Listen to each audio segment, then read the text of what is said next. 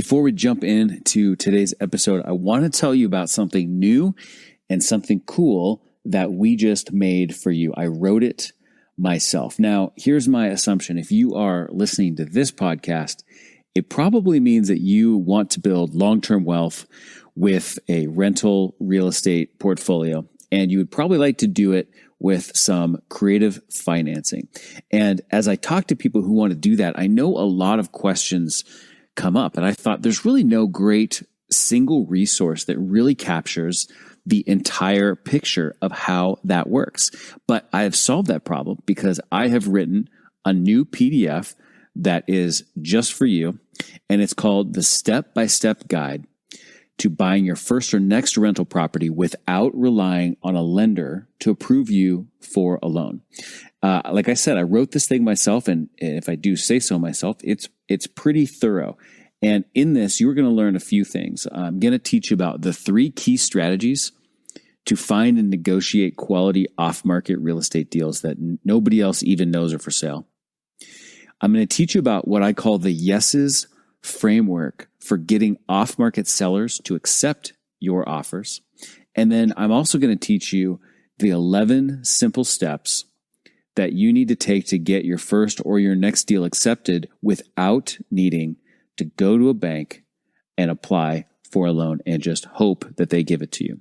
So if you would like to get this free downloadable PDF, just go to rentalwealthguide.com and you can download it right now. rentalwealthguide.com and get your download of the step-by-step guide to buying your first or next rental property without relying on a lender to approve you for a loan. Now, on with the show. Successful real estate investing isn't all about we buy houses and motivated sellers. That's the lowbrow approach, and it gives real estate investing a slimy reputation. Gross. There is a better way, a more genuine, human approach. We are thoughtful real estate entrepreneurs, and this is sleaze-free real estate investing. This is Jeff from the Thoughtful Real Estate Entrepreneur. Welcome to episode number 22 of Sleaze-Free Real Estate Investing, a show for those of us who never really felt at home in that we buy houses type of crowd. In this show, we take a stand against what we call the lowbrow approach, the mainstream guru seminar, distressed seller approach that ends up giving real estate investors a slimy reputation. And instead, we discuss the strategies, tactics, and philosophies that we call the thoughtful way, an enlightened approach to real estate entrepreneurship that focuses on constantly sharpening the sophisticated real estate entrepreneur's 3 most critical capabilities: seller relation skills, deal architecture skills, and opportunity vision. When all 3 of these capabilities are successfully in motion, you can make an excellent living today and build long-term wealth while creating value for everybody that you touch along the way. Show notes for today's episode are at www.thoughtfulre.com/E22. Please do yourself and do us a big favor by hitting the subscribe button in your podcast app. It's really helpful for helping us get the message out to other people like you who will find value in our episodes. Now, in the last episode, we debuted a new episode format called Quick Takes, in which we shared 3 short, quick thoughts and actionable ideas. And you'll see and hear more of those quick take episodes sprinkled throughout our episodes in the future as well. Today, I'm really pleased to share an interview that I just did with a great guy named Brian Trippe. Brian is the founder of REI Live, as in Real Estate Investing Live, and he's host of the REI Live podcast as well. REI Live is a real estate education platform, and they created it because they felt there was a need for quality real estate instruction throughout the country, and it started in Birmingham, Alabama. And while a lot of REIA groups, real estate investors associations, tend to be involved with selling courses and materials and things like that, REI Live was founded on the idea of really just focusing on helping develop and train new investors to get out there and start doing deals immediately. Brian is a speaker. He's an event host. He's a podcast host. He's actually an author. We'll talk about that in the interview. And he's a master networker. We'll talk about that too. And of course, he is a real estate investor. I was really fortunate recently to have been a guest on his show. And then very soon after that, I was able to spend the better part of 2.5 days with him, as he and I were both presenters at the recent Las Vegas All-Star Intensive, which is the annual event hosted by my mentor and coach, Greg Pinio of the Core Company. So I got to spend a lot of time with Brian, and getting to know him was just great.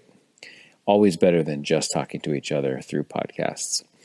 You will enjoy this conversation, I'm sure. I think you're going to learn a lot from Brian. And if you listen closely, you will learn how to get a free copy of Brian's book shipped directly to you. So keep your eyes and your ears open for that. Without further ado, here is the interview. I hope you enjoy it. All right, Brian, thank you so much for joining us here on the Sleaze Free Real Estate Investing Podcast. Jeff, I'm honored to be here. Thanks so much for inviting me. Yeah, man, I'm glad. I'm really, really glad to have you and grateful that it worked out for you. So I know people are going to want to know kind of the big picture of you, and I'm sure you've told that story a million times, but I associate you with REI Life, and it's funny. I was like, I wasn't aware of you until suddenly I was, and then I was very aware of you. You were everywhere all at once, at least in my world. So tell us just a little bit about who you are and what you're doing, please. Yeah, sure. Thank you so much for the opportunity to be here. You mentioned REI Live. That's kind of, I'll give the background in a second, but that's definitely my passion project right now. Real Estate Investing Live is a series of live real estate investing events. Think of like a RIA, like a Real Estate Investor Association, but maybe we think we're a little bit cooler.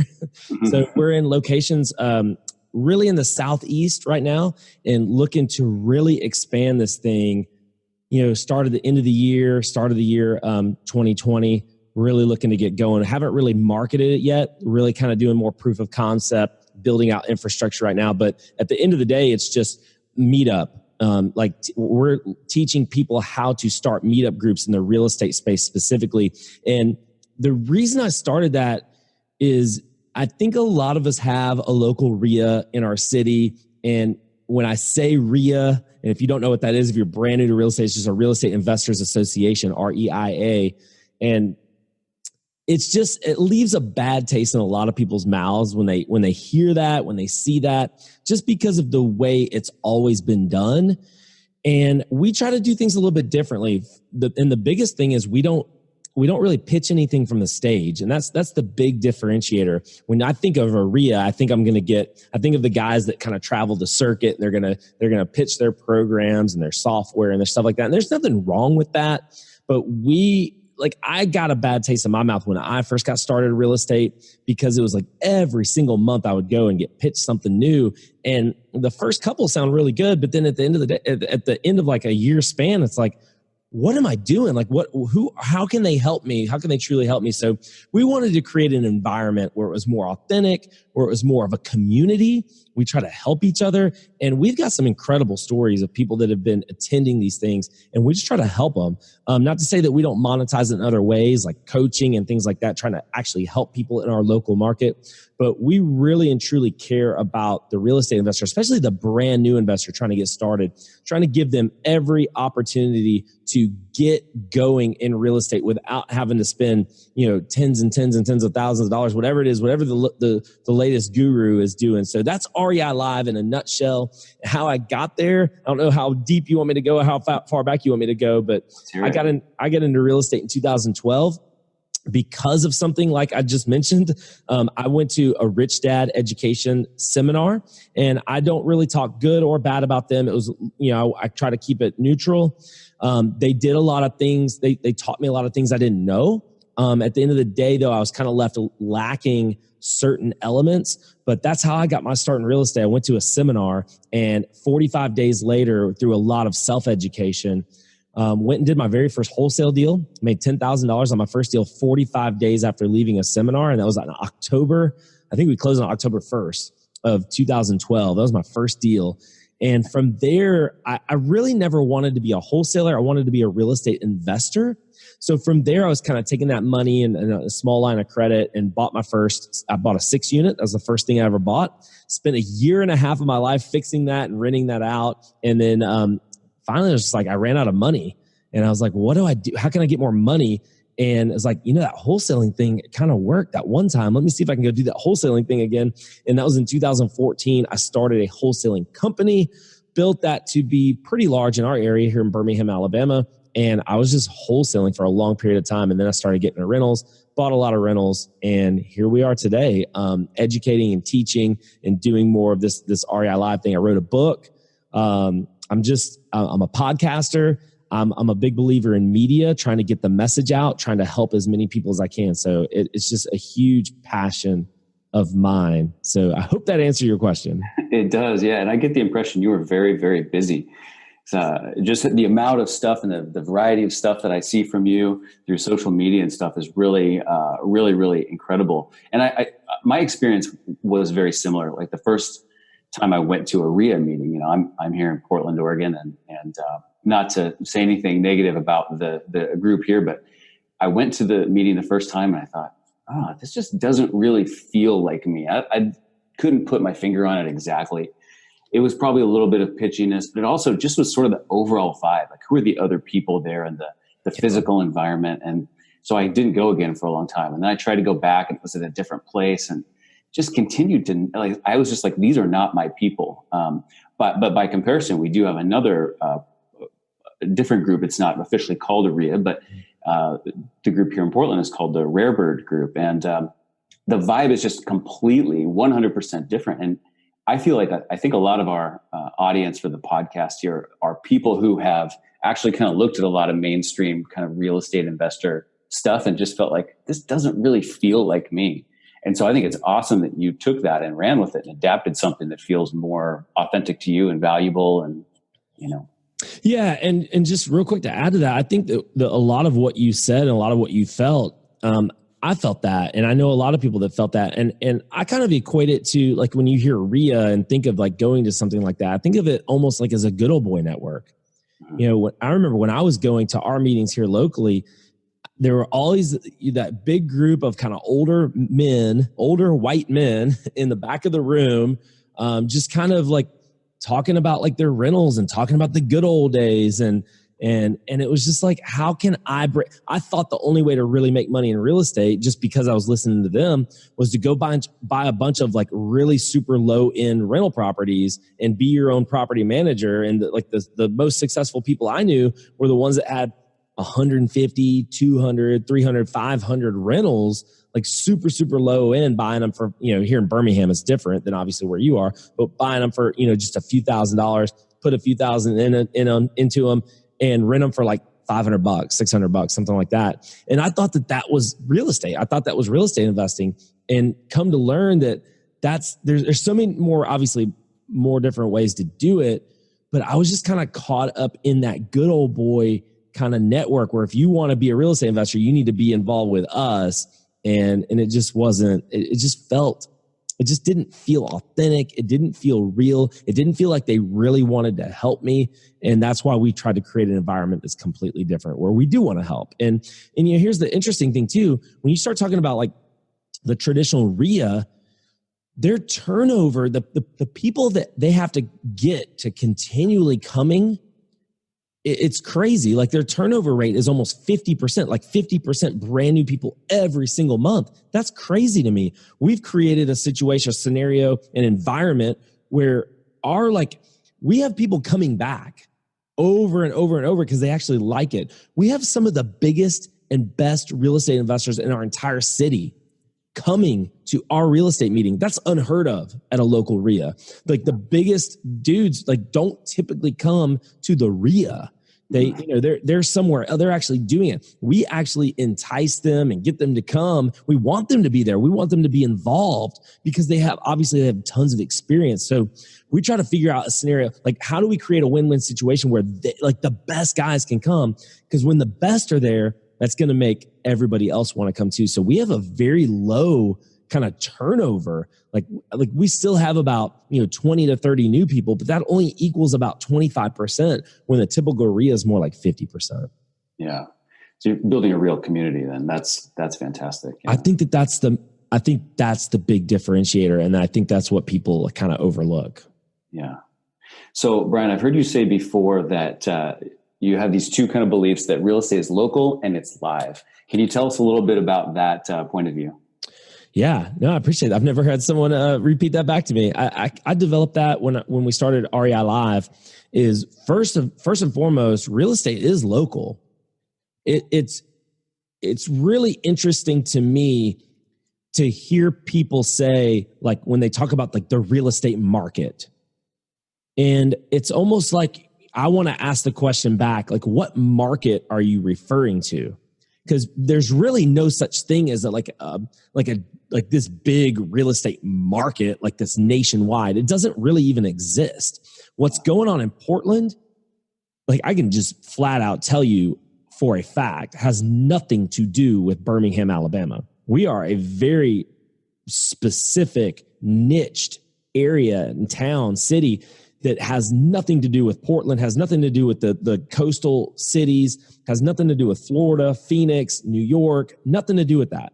We're a cash flowing market. If you're going to compare Birmingham to something, you should compare it to like a Memphis, maybe an Indianapolis, which is going to be a bigger city, a Charlotte, something like that. And you can start to kind of compare. But like when you start talking about the real estate market, if you go and look at the charts. Now, I started real estate in 2012. I wasn't in this. You mentioned to me that you started in 2006. I wasn't in it then. I didn't see a downturn. But if you go back and look at our chart, look at Birmingham's chart, look at what happened to the average sales price, the average days on market, all these average, just all this data. You look at that and you compare it to what happened in Phoenix. You compare it to LA and San Diego and Portland and Seattle. Compare it to these places. Our graph looks completely different. Completely different. Did we take a downturn? Yeah, we did. But it wasn't anywhere near some of these other places. That's why you have to really understand. If to really understand real estate, you have to know what market are you actually in? What market are you referring to? When you start talking about the real estate market, I hear some gurus right now or some people that are experts talk about that, the real estate market, we're kind of at the top of the market, or we're kind of headed, prices are correcting a little bit. Well, where? Be more specific. And I'm not saying it's not happening, but be more. You can't just say that. You can't make it like an overarching statement of like it's happening everywhere, because it's not happening everywhere. It's very specific. And I'm going to take it even a step further. It's not just Birmingham. To understand Birmingham, you can't just say Birmingham. You have to really get granular. You can't, like, we have areas in Birmingham that are going to always appreciate, but Birmingham's not an appreciating city. It's more of a cash flow town, right? As a whole. As an average. But we've got some like $1 million areas in Birmingham, and we've got areas where you can literally buy a house for a few $1,000s. So you have to like understand town to town within, like Birmingham is made up of a bunch of different cities. So you have to understand city by city where, and then you got to take it, this is to prove it's local even more. You got to take it to the next step. And there's a lot of cities actually within the greater Birmingham area. You have to go street by street. Just because you say this one zip code or this one town or this one area of Birmingham, what happens on one street may not necessarily be what's going on literally the street over, the block over, or the block after that. So real estate's local. That's you mentioned it. Real estate's local. And if you don't get that, it's going to be very difficult for you to be an investor. You have to understand that real estate is unbelievably localized. And then number two, you mentioned it, real estate's live. It's local and it's live.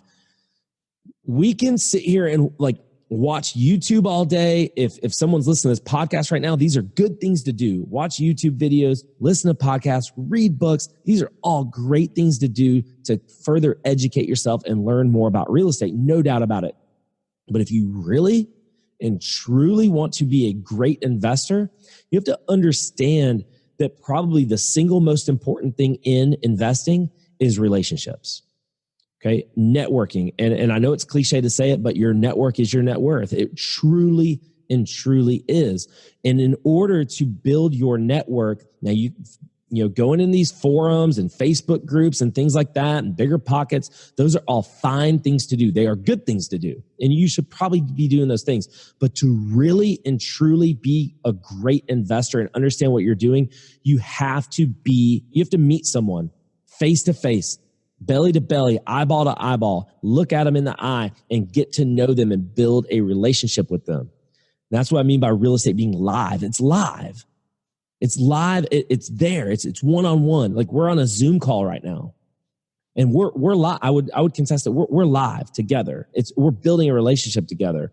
And that we don't know, who knows what's going to happen, right? Who knows what could happen? But it all starts with being one-on-one. Maybe it could start in an online forum or a chat or something like that. And that's cool. But like to go to these live, that's why I'm so passionate about meetup groups and REI Live, is because they are live events. Look, you can go and stream some stuff all you want. You can learn information. But if you're not networking and you're not networking with the right people, then it's really for naught. And that's why I've spent really the last year studying, and that's my next book. I'm writing a book on how to network, because I truly believe that most people don't know how to network. And so I've spent the last year like studying and reading everything I can, and I'm compiling. It's almost like this compilation of what everyone has had to say, and I add my 2 cents to it. And I know that it's the most important thing that you could possibly do in real estate. Yeah.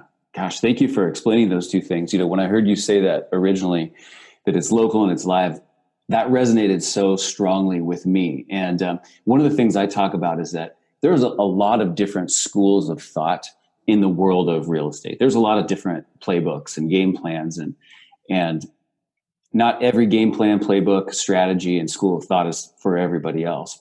But I know that for me and for the people who are probably listening to this podcast, who are kind of attracted to the message that I've put out there, is that real estate entrepreneurship is a hands-on live sport.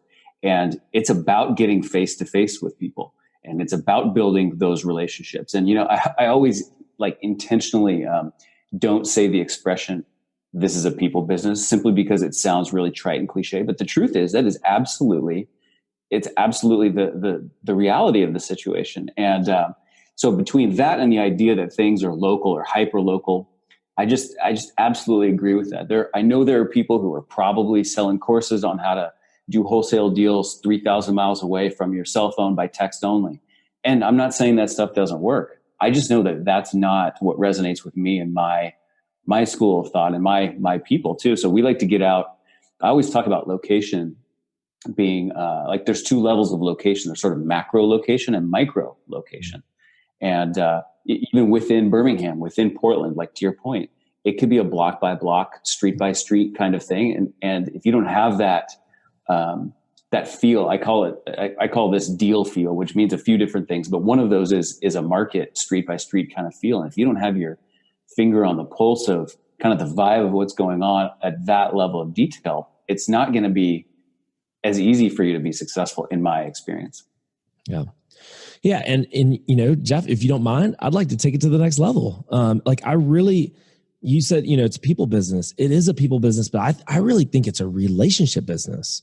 And I think we kind of get caught in the trap. Like I just got done saying earlier that I don't think that most people know how to network. And most people say, what are you talking about, Brian?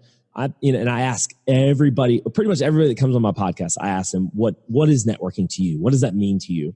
And almost to a T, everyone kind of gives the same basic answer. It's how can I provide value to someone that I know can provide value to me back in return? I'm looking for someone who can give me what I'm looking to get, while I can also give them what they're looking to get, connect them with people. And that's 100% true. And I agree with that. But I want to take it to the next level.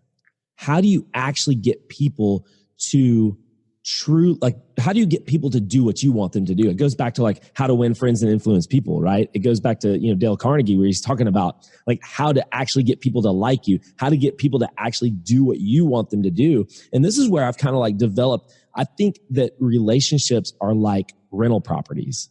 And I promise I'm going somewhere with this. So the name of my book, it's going to come out the first of 2020. The name of the book is The ROI of Life. Okay, the ROI of Life. How can you get an ROI through people? And the subtitle is Building Relationships That Will Cash Flow for a Lifetime. So how can you truly build a relationship that's going to cash flow for you?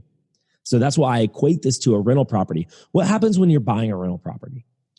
When you first buy the rental property, you have to evaluate the deal. It's just like when I'm sizing someone up. I don't know you. I'm trying to get to know you a little bit, right? And I want to size you up. Can you help me? Can I help you? When I'm evaluating a rental property, well, is it in a good area? Is it going to cash flow? Will it rent well? How much work does it need? Like I'm literally like going through all this checklist of items. And if it is something I feel like can help me, like if it's an individual who I feel like can help me down the road, well, now I want to actually turn it on its head. If I've identified a person or two or three, whatever it is, and I know that person can help me, I'm going to be super intentional about developing a relationship with that person. Just like this rental property that I'm potentially buying, I'm going to be completely intentional about it. I want to know where it is. And I want to know how much I can rent for, how much I can cash flow for. So I'm going to go through my due diligence check sheet. I'm going to put it under contract, which means I'm going to make a commitment to that person, right? I'm going to make a commitment to actually build a relationship with this person. And now, especially if it's a house that needs work before you put a tenant in it, I got to buy it. So I'm investing into this property. I'm investing in a person. I've got to buy it, which costs money. I have to rehab it potentially, which costs money. I have to probably pay a property manager up front, or at least a portion of the first month's rent, if not the whole first month's rent, to get it rented. I have to do all these things like that, all this due diligence, all this work to do, all these expenses up front. And then maybe if we've done our work correctly and we've done our due diligence correctly, then maybe it'll start to what? It'll start to cash flow for us, start to bring benefits to us. It's the same thing with a relationship. We have to invest into people. We have to invest into relationships as much as we possibly can. And it's going to take, look, we got to buy the thing. That's a huge expense. We have to rehab this thing. We have to be giving and giving and giving and giving and giving. And then maybe we'll see a return. And so that's why, and even then, this is why when I start to build relationships with people, I don't see a return on my investment sometimes. And I'm okay with that, because I think that when we start to have expectations that people are going to, well, if I did this and I did this for this person, then they owe me. Like when we have that attitude, that's a bad attitude to have. I just want to and I've been following Gary Vaynerchuk for a very long time, way before he got kind of popular in our lexicon, but Gary V, and this is one of the best quotes I've ever heard from anybody, that he's said this from, I heard this from him maybe 7 or 8 years ago. He says, I do everything so that I'm 51% of every relationship that I'm in. And that's been my mantra. I want to be 51. I want to give more than I take. I want to give more than I receive, because a very interesting thing happens when you start giving. It goes back to Bob Berg and the Go-Giver. When you start giving and giving and giving and giving without the expectation of receiving anything in return, people are almost, not everybody, but there are a lot of people out there that almost feel guilty that you're giving them so much that they're going to want and they're going to desire so badly to do something in return for you. And that's been my mantra. Not that I'm insincere about trying to help someone. I just help everybody. Yeah. And everyone's not going to come back in return and give me something, and I'm okay with that. But some are, and some are in a big, big, big way. So that's kind of how I equate relationships to rental properties. And I think that, the more that you do this, the more that you're going to see that relationships, true, meaningful relationships, not just on the surface, I kind of know this person, truly getting to know someone and truly wanting in the depths of your heart to help someone, that's where the big, big payoff is in real estate. Yeah. Wow. That's really, I love that perspective, and the metaphor of a deal you're looking at, similar to being a relationship. I really like that. The thing I was thinking about as you were explaining that too is the way that I look at every potential property that I might buy is, the question I'm asking myself is, how could I somehow make this better than it is today, right? The obvious thing people do is they make physical repairs, and that's a great category. But you could add value physically, you could add value managerially, you could add value in a marketing capacity, you could add value by structuring financing in a more effective way, or decreasing expenses on a multifamily property to improve your NOI. And there's a lot of different ways to create value. So really the only deal that I say no to right out of the chute is one where I can't see any way that I could create value and make it better than it is today in some way. And so it's interesting to think about that, using that mentality for relationships too. And chances are if I meet 10 people, it's going to be highly likely that at least 9 of those 10 people, I could see some way that I could create some value for them, and that they would be better off and from having met me. And then that sense of reciprocity eventually kicks in. And even if it doesn't, it still feels like the right thing to do. Yeah, I agree. That's cool. Oh, that's awesome. Okay. So that's going to be your second book, The ROI of Life. Tell us about your first one, if you will, please. Yeah, thank you. I appreciate the opportunity. So if you're watching this on YouTube, you can probably see in the background. It's not technically my first book. It's the first book that's out, I guess, to the public. Is a book I wrote in the middle of 2017. It's about a year old now, and it's called Nothing's for Sale. And I developed this, just by doing business. It's kind of similar to what I was just talking about with people, where I don't want to sell something to someone up front. I want to give them value first. It goes back to being 51% of every relationship. I want to give them some sort of sense of value first. Like just by doing this podcast, right? If someone happens to be listening, has never heard of me before, hopefully you're getting something out of this. If you're not, you probably turned it off by now, but hopefully you're getting something out of this. I'm giving you something of value first. I'm leading with value. And that's what this book is about. Nothing's for sale. It's how to become the authority, the real estate authority in your local market. So it's really my playbook, my blueprint to starting a meetup group or having authority in your local market. When I first started my RIA in January of 2017, I was doing some pretty big volume wholesale wise, but I would say overall, I was not even in the top 10, probably not even in the top 20 most known investors in my city. But when I started doing things like putting out content, I started the podcast, I started my meetup group, I started all these things, not just one of them, all of them together intertwined made me the local authority in my market. And it's all just by being very intentional about what I was doing, how I positioned myself. So this book is the blueprint, the playbook on how to position yourself in your local market to be the guy or the girl in your local area that everybody wants to come to. When I put out this book, I started coming on all these podcasts because you just mentioned at the beginning, like you've heard of me now, you've heard of some things I'm doing. And it's all by just being intentional with my podcast, with content I put out, and being on other people's podcasts, and how to use influencers to your benefit, all these things. Not that you can't be a great, that you're not, that I'm not trying to say that you can do all this and not have been a good real estate investor, not to have done a lot of things in real estate. You definitely needed to have some sort of basis. But if you are doing big things and no one does know who you are, you should definitely pick up a copy of this book so you can learn how to position yourself as that local authority. Yeah, that's really cool. So I've got a question for you that I think is sort of maybe unique to our audience. I have a feeling that if we took a poll of the listeners of the Sleaze Free Real Estate Investing Podcast and the people who are kind of part of our group or our tribe, so to speak, I bet a disproportionately high percentage of them would probably self-identify as being a little bit introverted. So when it comes to things like networking, when it comes to things like establishing authority, I definitely consider myself an introvert. I love talking with people and things like that, but if I'm not going to go like work a room exactly, because that doesn't feel authentic to who I am. And a lot of what we're talking about in our group here is how to do business in a way that feels authentic. So I guess my question for you, maybe it's a difficult question, so I hope I don't put you on the spot too much, but if you are more of an introverted person, but you do want to be successful in networking without necessarily feeling like you're sacrificing who you are, how does one do that? Be true to yourself, but also build those relationships well. So I'm going to tell a little secret here. I'm an introvert. Really? Shh, don't tell anybody.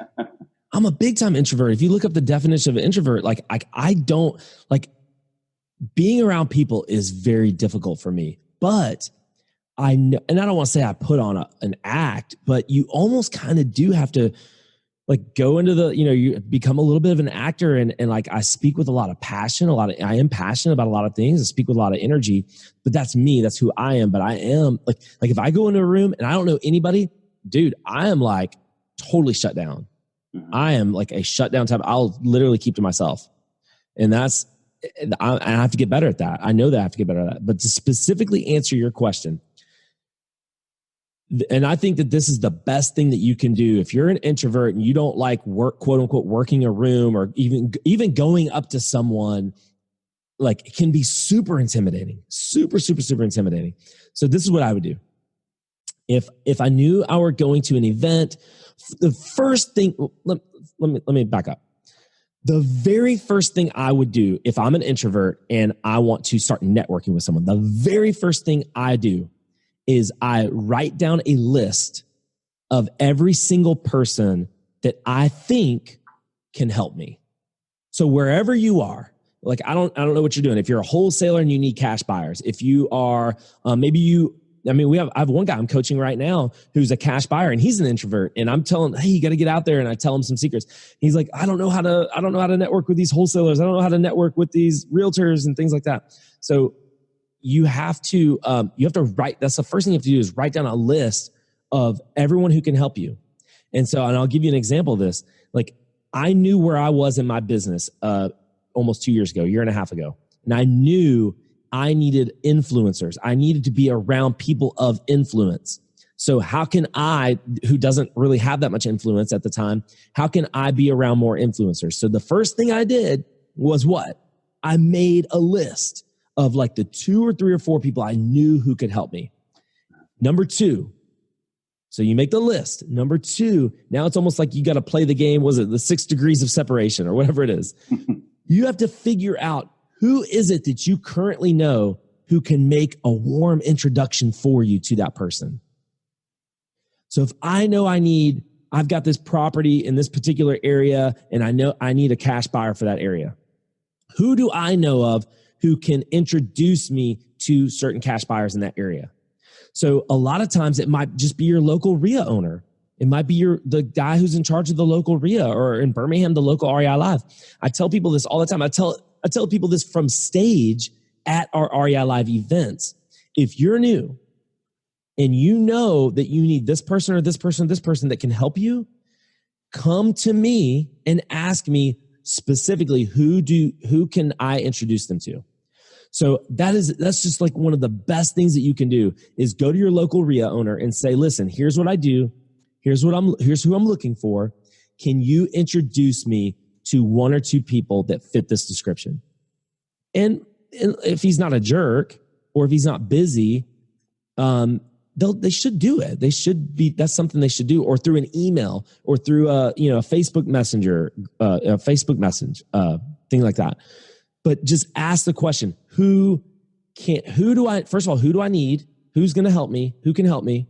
And I'd love to be able to tell a story if you got time. Yeah, absolutely. Who can help me, and who knows them, who can make the introduction. So in January of 2018, well, actually back it up, it was more like October, November of 2017, I identified this one person that I listened to his podcast a couple of times. I read some stuff that he had going on. I felt like, man, I really connect with this guy. I feel like we have similar personalities, and I feel like I am where he is, or I want to be where he is. I've identified that person, and that person was Tom Kroll for me. And this was like, and I don't know if anyone knows who that is, Wholesaling Inc. He has the single most successful wholesaling coaching program in the country, Wholesaling Inc. And I'm not trying to plug him or trying to, but this is a guy, like, he was already where I wanted to be. And I didn't know this guy at all, zero. So who did I reach out to? I knew that Joe McCall was just on his podcast, and vice versa. Joe McCall was one of my very first coaches in this business back in 2013, 14. So I text Joe. I said, hey, could you make this introduction to Tom? He did. Got Tom's phone number. I tried to get Tom on my podcast. Some things happened. We got rescheduled. It was come January. Tom still had not come on my podcast yet. We had it. I had his phone number though, and we were kind of texting back and forth. So he's putting on a wholesaling summit, a big event. And I still had never met him. I talked to him on the phone just for a couple of minutes and texted him a couple of times, but I still had never met him. And I'm like, man, what can I do to really and truly make a big impact, really make him notice me? So I bought a ticket to his wholesaling summit on my own dime. And I flew down to Orlando from Birmingham on my own dime, stayed at this really expensive hotel that they were having the thing at on my own dime, and did all these things just to be at the event that he was putting on. So I get into town a day early and I just send him a quick text. Quick text said, "Hey, Tom, I just want to let you know I'm in town. If you do happen, I know you're busy, but if you do happen to have some time, I'd love to just 5-10 minutes, get some coffee." Just a quick text. He sends me a text back immediately. Now you have to understand where I am in my career right now. I'm writing this book. It's about to come out. I'm starting to speak. I'm starting to get a little more speaking engagements. I'm starting to really trying to get my personal brand out there a little bit more. So he sends me a text back immediately that said, "Oh, brother, I would love to, but," and I think the event was starting the next day. He's like, "Man, I would love to, but I just had like 2 or 3 speakers cancel on me, and I'm running around trying to put out fires right now. Maybe in a couple of days or when the event's wrapping up, something like that." So like for me, he sends this text and I'm like, I'm a speaker, right? He had a couple of speakers cancel and I'm down here in Orlando and I don't want to sound like I'm trying to take advantage of I know I'm going to text him back, or should I text him back? I'm like struggling in my mind and in my heart. Should I text him back? He needs a speaker. I don't want to seem like I'm trying to take advantage of the situation, but I may have a solution to his problem. So all these things are going through my head. And about 10 minutes later, after I've like crafted this email, or this text, like deleted it, rewrote it, deleted it, rewrote it, just tried to make it sound just right. About 10 minutes later, I sent a text back that said something like, "Man, that sounds really terrible. Just to let you know, I am a speaker. I do have original content. If you do need someone to fill in a gap, I'd be honored to do it. If not, no big deal. I'll see you at the event tomorrow." He sends me a text back immediately that says, "When can we meet?"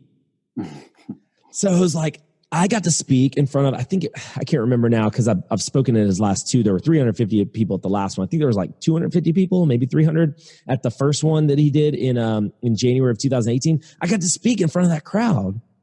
And it was the biggest crowd I'd ever spoken in front of at the time. And why? So let's go back and analyze everything that just happened. Why? Number one, I wrote down a list of all the people I felt like could help me. And Tom was at the top of that list. Number two, who do I know that can make an introduction to that person? And they did. And so I got to know him a little bit. But number three, here's number three. Now you have to be intentional. You have to be intentional about what you're doing and put yourself, like that was not, some people say, "Oh, Brian, you got lucky." And there was an element of serendipity. There's no doubt about it. But I put myself in a position for luck to even happen. If I wasn't in Orlando paying my own way to be down there, that I never would have had that opportunity. And since then he's on my podcast. I had him I was on his podcast, and his podcast is like the most downloaded real estate podcast besides Bigger Pockets. And I got to go on his podcast. And from there, my career, like it's crazy because of his influence. And I got to take advantage of his influence, but it was because I reached out and provided value first. I was 51% of that relationship first. It goes back to that whole rental property thing. How can I provide as much value to him first? And because of all those things, like he'll say to this day that I saved his butt because I filled a speaking slot that was empty. But I'm saying to this day, he helped me so much more than I ever could have helped him. And it was because I was intentional and I did all those things. So that was a really long answer. I hope that answered your question. Yeah, well, the word that was running through my mind during that whole story was intentionality. So I'm really glad that you highlight that. And I think that is, it's a fantastic story, a fantastic example. And also what occurs to me there is that you had something that you wanted to accomplish. Like you wanted to speak in front of his audience, but you framed that in the context of solving a problem that he had, right? So that it wasn't about you saying, "Hey, I could sure benefit from, speaking in front of your audience." You saw a hole that had formed in his life, and you said, "Here's how I can fill that hole." And it actually turns out to be an excellent thing for you too. But it's presented in a way that it's all about him. And to me, actually, that's a main premise I think about a lot. Actually, when it comes to making proposals to sellers, actually, is I know what I want to accomplish, but I don't want to talk at all about what I want to accomplish. I want to talk about what they're trying to accomplish. And when I put my proposal that I know works for me, framed in the context of here's what I believe is the solution you're looking for, then I get what I want. But they never knew what it was. It doesn't matter what it was I wanted. But So I love that perspective applied in this idea of networking too. No, I couldn't even agree more. That's a great point you make. I think that when you start to really kind of zoom out and look at just real estate as a whole, like any facet of real estate, any facet, it's a relationship business. And in any good relationship, you need to put others first and think of what their needs are first. And you go and you'll fulfill their needs. And Zig Ziglar said this, right? If you help enough other people get what they want, you're going to get everything that you want. And it could not be more true. And some person said this to me. I was speaking in Phoenix, and this is a few months ago. And a lady in the audience, I kind of talked about everything that we're talking about today. And a lady raised her hand and said, "Everything, Brian, I agree with everything you're saying. It sounds great. And I've been doing this for a few months, and nothing's happened for me. Everything that you're saying, I've been doing it, but nothing's happening." And she started to break down. And I'm going to tell you guys something. This is not like a little tactic that you can do for a month or two or three or four. This is a way of life. It's a lifestyle. And if you don't treat it like it's a lifestyle, to be a go-giver, in Bob Berg's words, to give first, if you don't treat it like it's a lifestyle, then it won't work. Don't try to do this as a tactic or a scheme or, this one person that I really like, I'm going to give them everything, give them all the attention, and maybe get something from this one person, but everyone else I'm not going to treat this way. You have to treat everybody this way. Everyone that comes in your path this way. It has to be a way of life. You can't fake this. Yeah, that's fantastic. Well, to me, that is a perfectly sleaze-free way of living life and doing business. And that fits in perfectly. That is awesome. So Brian, if people want to find out more about you and REI Live and everything you're up to in your books, what's the best way to go and find that? Yeah, I think the best way right now is I'm really trying to build my Instagram audience. So if you guys want to follow me on Instagram, I would be honored, and shoot me a DM. And actually, I've got some copies of this book left that we're giving away. And it's not free plus shipping, anything like that. If you follow me on Instagram, it's at Brian J. Trippe. It's BRIAN, the letter J, and then my last name is TRIPPE. I'm sure Jeff will do a good job of putting that out in the show notes and things. Follow me at Brian J. Trippe. Follow me. Send me a DM that says, "Hey, I listened to you on Jeff's podcast. I would love a copy of your book. Give me your mailing address, and we'll send it out to you." No awesome, man. That's super generous. Thank you so much. Yeah, there's going to be a lot of good stuff in the show notes here. We'll make sure that is highlighted prominently. I love that you mentioned the Go-Giver a couple of times too, because that's such a great. That's just a great book, great story. I just want to listen to that one over and over again. Awesome. That's one of the ones that so I've got some books behind me, but that's one of the books I never bought the physical book, and I'm a huge believer that you need to be reading. Actually reading. Audio is fine, but you really need to be reading the book. But there are certain books that the audio is better. There just are. And that's one of them. The audio, because it's a story. Yeah, exactly. And I think the audio does a great job. Other books that are great, like Story Brand, Donald Miller is a great book to listen to. But like I said, there's some, kind of business books like that are better. It's just better to have it in your hand, highlight and take notes. But Go-Giver is definitely an all-timer for sure. Yeah. Fantastic. Well, thank you so much for taking the time to be with us today. Awesome. Jeff, I'm so honored to be on your podcast. I really do appreciate you, and I wish you the best of success. Thank you. Thanks for listening to Sleaze-Free Real Estate Investing. Remember, solve the person to unlock the deal, and solve the financing to unlock the profits.